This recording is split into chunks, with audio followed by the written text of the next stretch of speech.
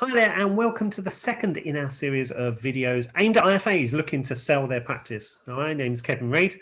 I'm speaking to Foulger Underwood Senior Consultant Stephen Tucker about maximising the value of your practice prior to sale. So Stephen, we've covered the how to sell in our first video. We've mentioned profiling in the title of this video. So what does profiling mean and why does it impact your firm's value? Have you ever tried to sell a pink car? It's not easy. And I would suggest that in IFA speak, we all love our practices and believe them to be different. But from the buyer's perspective, quirky doesn't usually mean value. And oddly enough, boring usually does mean value.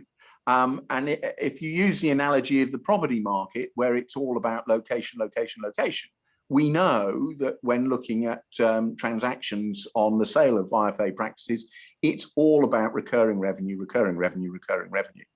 So, you know, if you want to maximize the output of your business, you do need to spend quite a bit of time looking at the pink car elements of the business and maximizing the sustainable recurring revenue.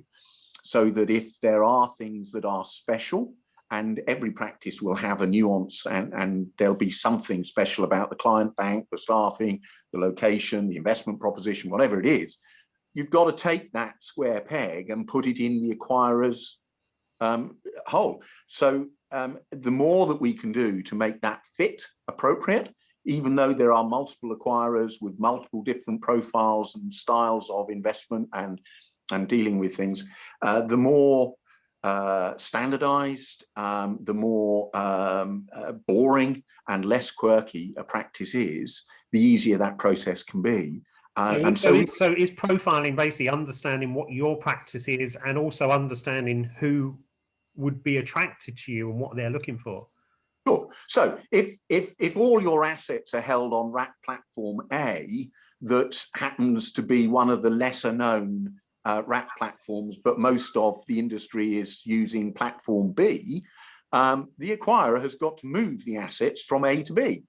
Well, if you do the move from A to B, is your practice worth more to the acquirer when you've done that dirty work?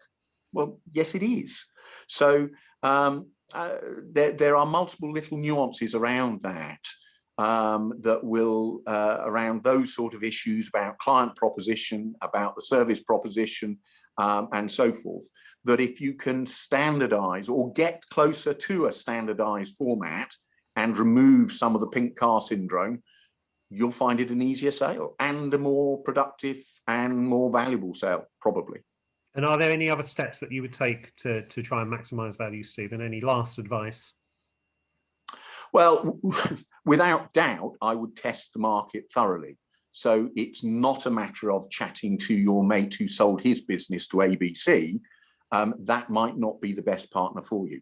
There are so many different acquirers out there, and there are all sorts of different permutations of how businesses are valued.